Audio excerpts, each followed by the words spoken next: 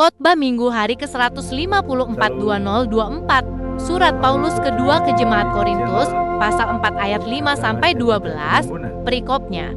Harta dari sorga di dalam tempat dari tanah, sehingga tubuh manusia menjadi kuat dan bersemangat di dalam Tuhan.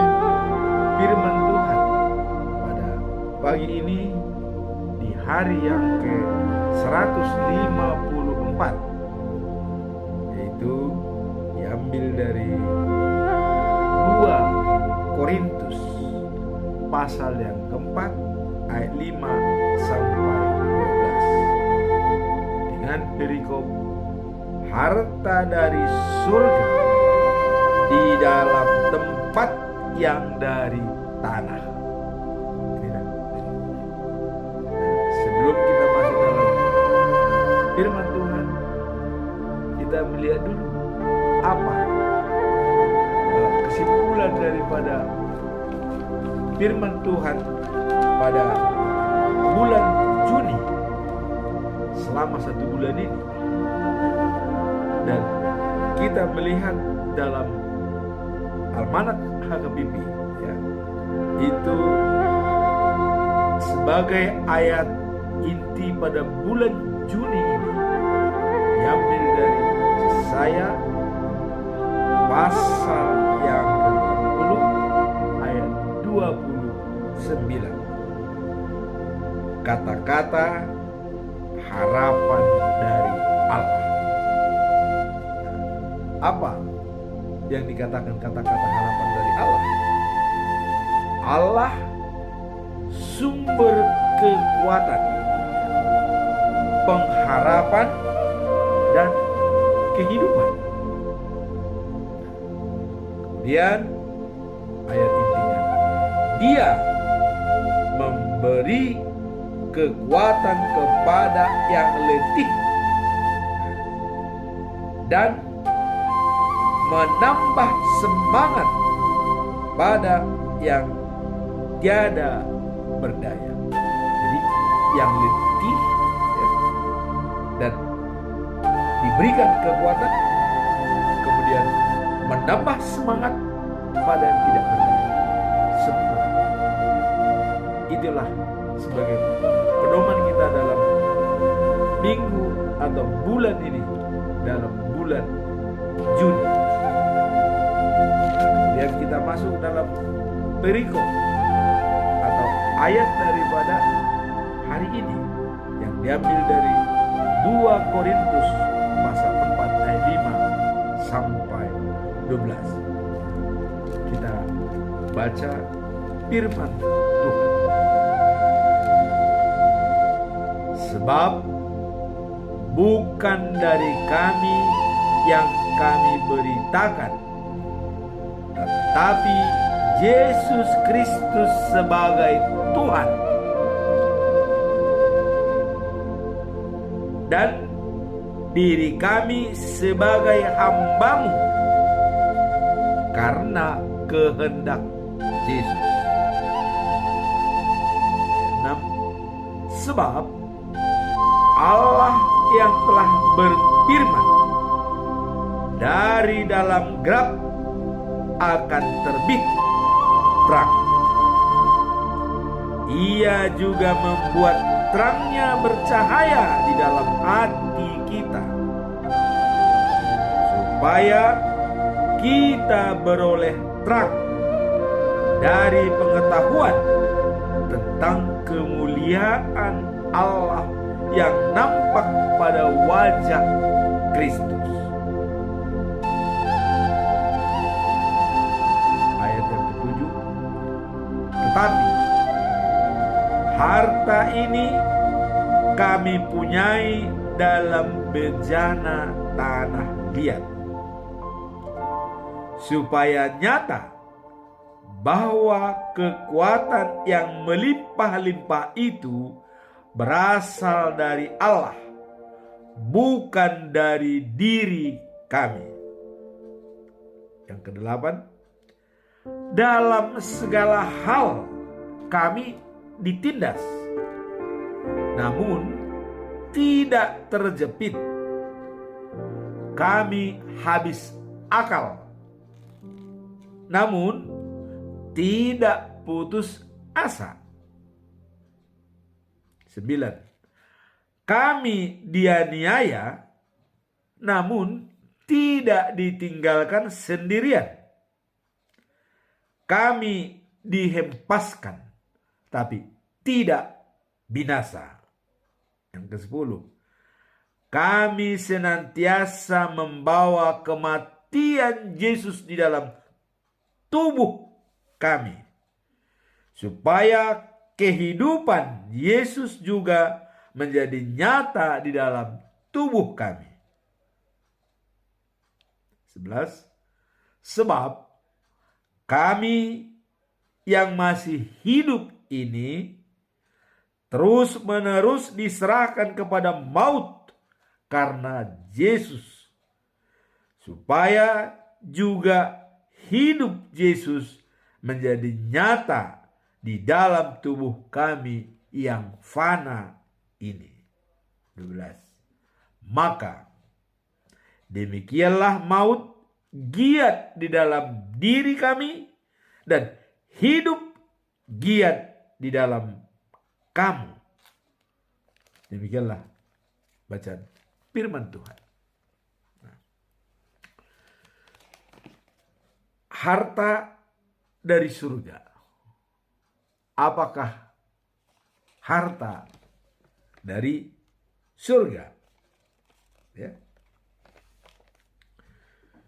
Kalau kita lihat dalam Matius 6 ayat 20, ya, Yesus mengatakan bahwa kita harus mengumpulkan harta di surga dengan melakukan amal perbuatan, hidup sesuai dengan firman-Nya, dengan fokus pada memperluas kerajaan surga.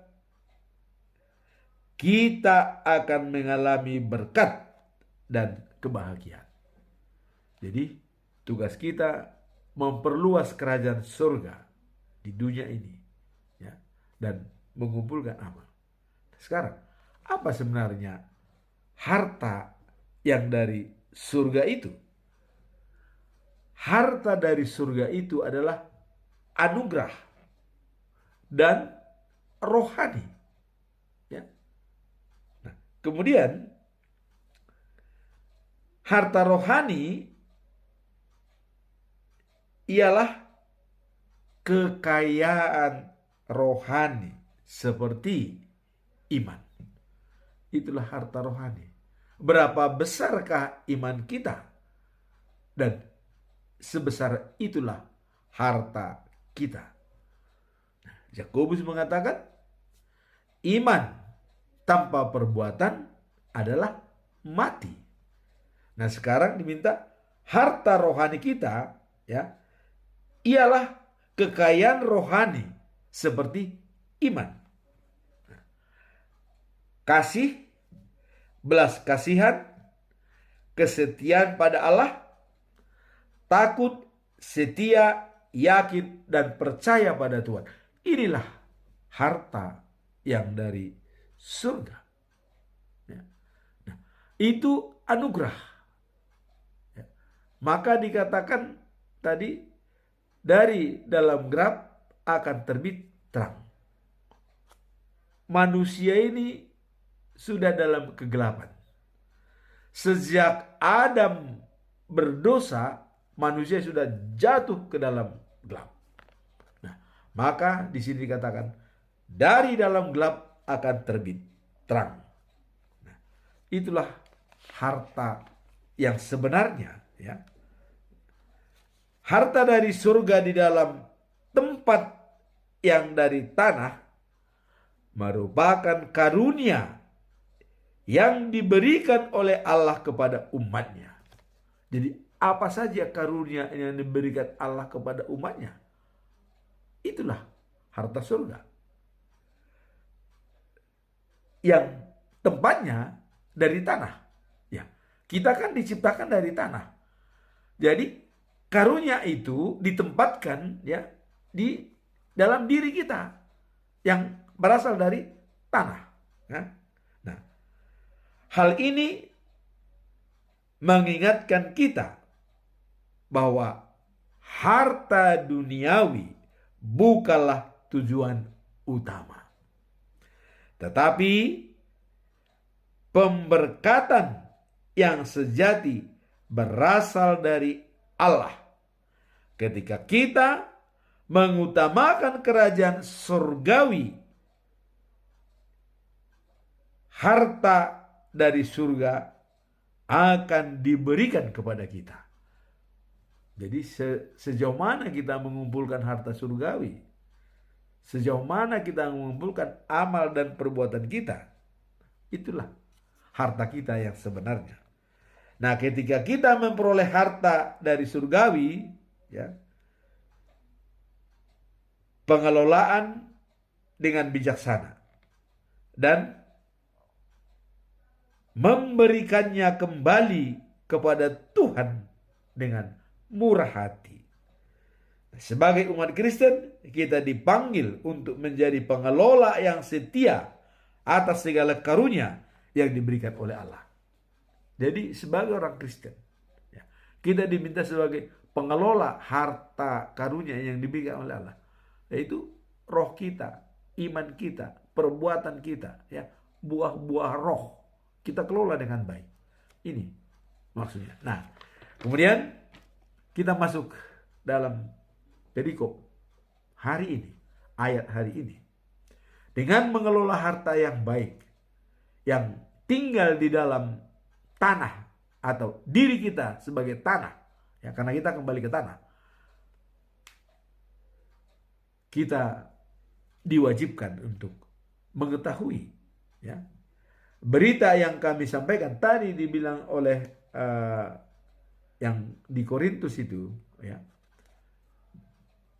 Ini Korintus ini adalah surat Paulus ini kepada jemaat di Korintus, ya. Jadi ini Rasul Paulus. Nah, Paulus mengatakan, berita yang kami sampaikan itu bukanlah berita tentang kami sendiri. Jadi apa yang diberitakan oleh Paulus kepada jemaat yang ada di Korintus bukan dari diri sendiri.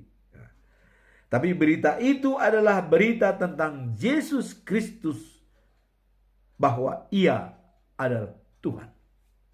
Jadi ini sudah ditegaskan bahwa Yesus Kristus itu adalah Tuhan, adalah Allah. Itu jelas. Jadi yang disampaikan oleh Paulus, ya, kepada jemaat di Korintus bukan dari diri kami sendiri, tapi dari Yesus Kristus sebagai Tuhan. Jadi jelas. Nah, karena Yesus Kristus juga pada waktu itu kan sudah naik ke surga, dia tidak ada lagi di dunia. Jadi dia sudah sebagai Tuhan, bukan lagi sebagai manusia, tidak ada di dunia. Maka dikatakan oleh Paulus bahwa berita itu adalah berita tentang Yesus Kristus, bahwa Ia adalah Tuhan. Ya, dengan kita lihat kebangkitannya, dia dikubur dan bangkit hari ketiga dan naik ke surga. Berarti dia adalah Tuhan. Siapa yang bisa naik ke surga? Ya, manusia. Ya, hanya karena kebesaran Tuhan lah yang bisa naik ke surga. Nah, memang ada manusia-manusia zaman dulu dan yang setia kepada Tuhan, ya. Pertama adalah Henokh. Ya, itu terangkat ke surga. Dan yang kedua adalah Nabi Elia. Dia juga terangkat ke surga. Nah, tapi Musa pun, ya, kita tidak tahu apakah dia dibawa oleh Allah ke surga karena tidak ada kuburannya. Karena dia waktu berumur 120 tahun terangkat dia ke surga, ya. Dia tidak bisa melihat tanah Kanan. Nah, apakah karena Tuhan sudah mengatakan sebelum air bah bahwa manusia tidak boleh lagi hidup selamanya, hanya 120 tahun umur manusia. Apakah karena Musa sudah berumur 120 tahun sehingga dia tidak bisa lolos ke tanah Kanan? Ya, hanya Tuhan yang tahu. Tapi Tuhan sudah mengatakan umur manusia hanya 120 tahun. Musa berumur 120 tahun. Dia masih sehat, penglihatan masih jernih, masih bisa naik ke gunung. Nah, jadi, tapi kenapa harus menghadap Tuhan? Ya mungkin karena umur manusia hanya 120 tahun. Dan Tuhan tidak akan mengingkari janjinya. Pasti digenapi, ya. Nah. Kemudian, dan kami adalah hamba-hambamu karena Dia. Nah, Jadi kami ini adalah hamba-Mu, hamba-hamba karena Dia, karena Yesus, ya. Nah, Allah yang berkata. Nah, ini kata daripada Allah, ya. Hendaklah dari dalam gelap terbit terang. Allah itulah juga yang menerbitkan terang itu di dalam hati kita, supaya pikiran kita menjadi terang untuk memahami kecemerlangan Allah yang bersinar pada wajah Kristus. Nah, jadi Allah yang mengatakan dari dalam gelap akan terbit terang. Kegelapan itu kita sebelum dibaptis, ya. Nah, maka Yohanes Pembaptis mengatakan, hai orang berdosa, katanya kepada Yahudi, bertobatlah, bertobatlah, ya, supaya kamu bisa masuk kerajaan surga. Nah, tapi sampai sekarang apakah Yahudi sudah semua pengikut Kristus? Ya, kita doakanlah supaya mereka yang belum pengikut Kristus kembali ke jalan yang benar, ya. Tapi walaupun mereka belum pengikut Kristus, karena Yahudi, Israel sudah dikatakan Tuhan, ini kesayanganku, ya. Ada 3 umat, Asyur atau Irak itu ciptaanku, ya. Mesir umatku, Israel pilihanku, kesayanganku. 3-nya ini kuberkati. Jadi Irak, Mesir, Israel, ya. Ketiganya itu ini adalah firman Tuhan. Jadi sehingga nanti ada jalan raya dari Israel ke Irak, ke Asyur, Irak, ya, dari Mesir, berputar itu. Itu sebenarnya ciptaan. Kalau itu sudah terjadi, damai sejahtera semua, ya mungkin kerajaan Tuhan akan datang, ya. Nah, tapi kita lihat kenapa George Bush begitu kekeh mengambil alih Irak supaya dikuasai. Ya, karena kita tahu Irak itu ciptaan Tuhan, jago-jago, pintar. Coba terjadi pemboman 2 pesawat terhadap menara kembar Amerika September. Siapa? Otaknya dari Irak. Karena Irak, Tuhan mengatakan ciptaanku, ciptaannya. Berarti kalau ciptaannya itu ya jago-jago, ya. Nah, Amerika melihat, wah, ini menara kembar dari Irak, udah. Saddam Hussein langsung digulingkan kan, nah, terbaik, ya kan. Nah, karena di Alkitab 3 dikatakan tuh, Asyur atau Irak ciptaanku, Mesir umatku, Israel pilihanku. Ketiganya ini kuberkati. Jadi diberkati Tuhan ketiganya, ya. Dapat berkat itu. Nah, bagaimana yang lain-lainnya ini, Palestina dan Iran segala macam, nah, itu mungkin akan terjadi episode selanjutnya. Itu akan diperbaiki semua. Dan mereka pasti berbaik. Orang di sana itu keturunan daripada Yakub kok, ya. 12 suku itu, Ruben, Simon, Levi, Juda dan segala macam, ya. Itu semua. Nah, pasti akan kembali sana Tuhan. Nah, cuman kapan itu bisa terjadi? Ya, dunia ini kan baru 2 hari bagi Tuhan, ya. 2024 baru 2 hari 24 tahun. Nah, apakah hari ketiga, hari keempat, hari kelima, atau hari ke-7? Nah, kalau hari ke-7 ya kita tunggu 5.000 tahun lagi baru datang Tuhan ke bumi ini. Jadi ya sabarlah, kita menunggu kedatangan Tuhan. Bagi Tuhan itu ya 1 hari bagi kita 1.000 tahun. Jadi tahun 2024 baru 2 hari bagi Tuhan. Nah, jadi tadi dikatakan bahwa Allah mengatakan dari dalam gelap terbit terang. Nah, jadi dalam gelap itu kita akan terbit terang. Kita bersinar. Maka dikatakan juga dalam Matius, jadilah garam dan terang, ya, yang bisa bersinar kepada semua orang. Nah, kemudian bahwa Ia adalah Tuhan. Nah, dari gelap terbit terang, Allah itulah juga yang menerbitkan terang. Jadi Allah sendiri yang menerbitkan terang itu pada kita, di dalam hati kita. Apakah ada terang dari hati Tuhan? Maka ya, cahaya dari langit, terang dari Tuhan. Maka terangilah roh dan hati kami. Jadi diterangi oleh Tuhan. Jadi kalau bahasa Batak, sondang sian debata, haturon sian ginjang, bain ture sondangi marohanami asa sonang. Nah, manjalo hanguluan napi natubami oh Tuhan. Ya. Jadi cahaya dari langit, terang dari Allah, terangilah roh dan jiwa kami untuk menerima firman Tuhan. Itu selalu harus dia minta dalam doa. Ya. Supaya ya, terang itu di dalam hati kita.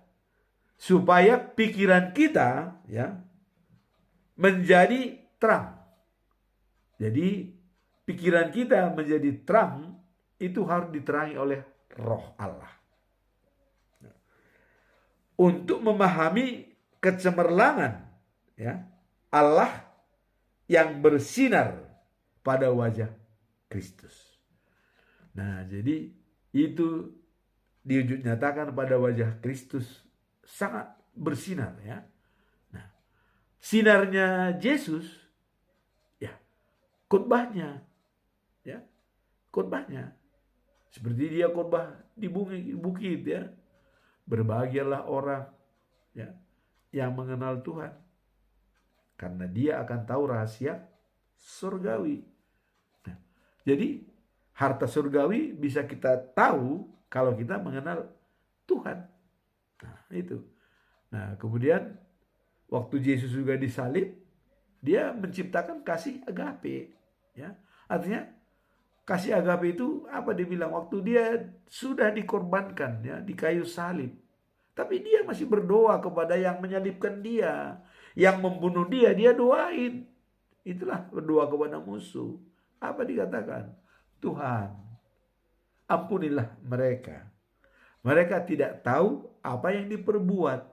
Karena mereka menghukum Yesus itu atas kebodohan mereka. Karena mereka masih mengatakan, oh ini anaknya tukang kayu, Yosef. Ini bukan Mesias. Tapi kenapa dia bisa mengerjakan pekerjaan Tuhan? Menghidupkan orang mati, ya, menyembuhkan yang sakit, lumpuh. Nah, tapi orang Yahudi mengatakan, wah ini mungkin ada setan ini katanya. Makanya disalibkan kaum guru-guru agama. Karena mereka sebenarnya itu tersaingi ya. Kalau Yesus datang, dia memberikan kebaikan, semakin banyak pengikutnya. Sehingga guru-guru agama ini gak laku, kira-kira begitu. Jadi mereka sedang memikirkan duniawi. Tapi Yesus memikirkan surgawi. Kedatangannya adalah untuk menanam harta surgawi di dalam tubuh manusia. Ya.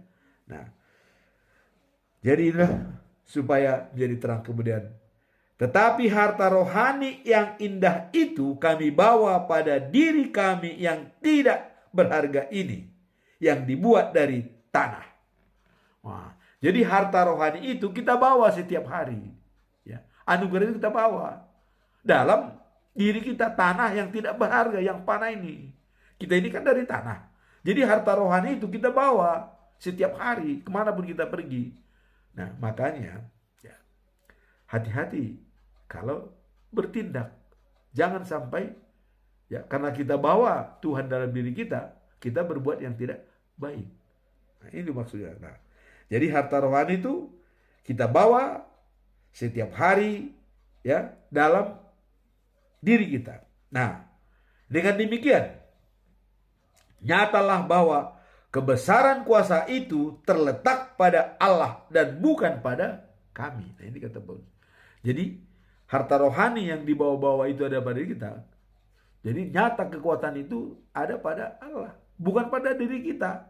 Jadi walaupun kita tegar, itu bukan karena kita, itu karena Allah. Kira-kira begitu ya. Nah, kemudian ini yang paling enak nih, pasal 8 ayat yang ke-8 dan sampai ke-12 ya. Nah, ini yang menjadi jaminan bagi kita sebagai pengikut Kristus. Apa jaminan? Diberikan di sini jaminan kepada kita supaya yang letih, lesu, yang lelah ya, Tuhan memberikan semangat, ya, harapan, ya, kehidupan. Apa dikatakan di sini? Bahwa kami diserang dari segala pihak. Semua orang menyerang kita. Apakah dicaci maki atau dibully, ya semua menyerang. Namun kami tidak terjepit. Jadi kita diserang dari berbagai pihak, dari sudut mana, kita tidak terjepit walaupun sudah diserang, ya. Jadi mungkin kalau dalam pencak silat ini dia bisa melepaskan diri, kan begitu kira-kira, ya. Nah, diserang dari berbagai, tapi tidak terjepit. Ya, nah. Kemudian kadang-kadang kita bingung sudah. Karena ada serangan itu, kita bingung loh. Bagaimana nih? Nah, tapi tidak sampai putus asa.